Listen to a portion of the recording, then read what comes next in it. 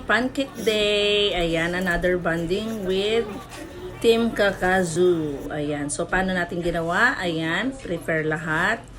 Lahat si Queen Kamiko ang gumagawa niyan. Ayan, ayan. O, mix.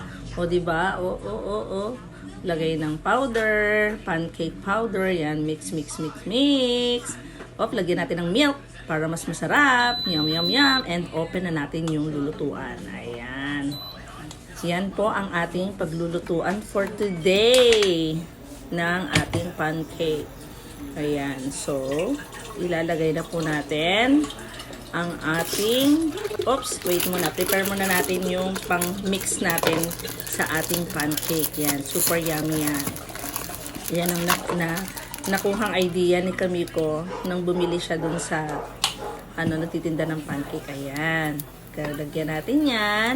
And then after that, yan. Gusto niya daw yung parang Japanese cake. So, kaya ganyan lang maliit.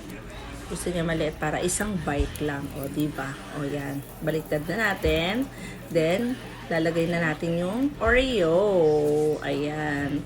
Tapos, lagyan ulit natin siya sa ibabaw ng konting mixture. And then, yan. Ang yummy. O, diba? Medyo kalat siya. Pero mamaya, okay din yan. Then, babalik na rin natin para maging buo. O, diba? Ang yummy. Ayan na. O, diba? Perfect. So, hindi pa siya ganun ka-perfect. Pero yan, look. Ang yummy.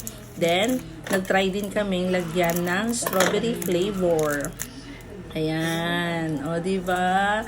Ang yummy. Ang dalawang flavor yung nagawa namin. And look! Ayan. Yum. So yummy. Ang dami namin nagawa, diba? O, bite na kami ko. Ayan. Thank you for watching. Please follow, like, and share. Yummy. Mwah!